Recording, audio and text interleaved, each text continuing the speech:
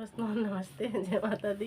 मैं अपने channel Neha Pratapgarhi blog 70 में आप लोग का स्वागत करती हूँ। एक छोटा सा बहुत प्यारा कारवां नाच गीत प्रस्तुत करने जा रही हूँ। उसको कैसा लगेगा कमेंट बॉक्स में जरूर बताइएगा, और आप लोग फुल वॉच करिए, सुनिएगा, उसके बाद कमेंट बॉक्स में जरूर बताइएगा।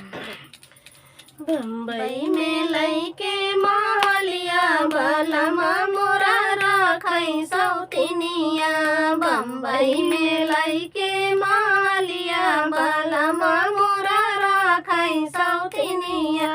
नैयर में होती तो मम्मी जी से कहती, नैयर में होती तो मम्मी जी से कहती हूँ। ससुरे मैं सास मलाकिनिया बलमा मोरा राखई सौतिनिया, ससुरे में सास मलाकिनिया बलमा मोरा राखई सौतिनिया।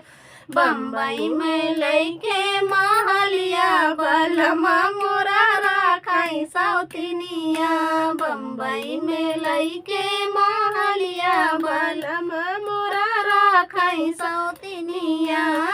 नैयर में रोती तो भाभी जी से कहती, नैयर में रोती तो भाभी जी से कहती। ससुरे में ठाने मलाकिनिया बलमा मोरा राखई सौतिनिया, ससुरे में ठाने मलाकिनिया बलमा मोरा राखई सौतिनिया।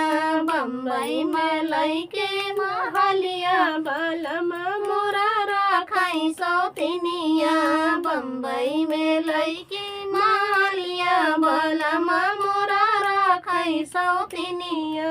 नैयर में होती तो दीदी जी से कहती, नैयर में होती तो दीदी जी से कहती हूँ। ससुरे ननद मलाकिनिया बलमा मोरा राखई सौतिनिया, ससुरे ननद मलाकिनिया बलमा मोरा राखई सौतिनिया।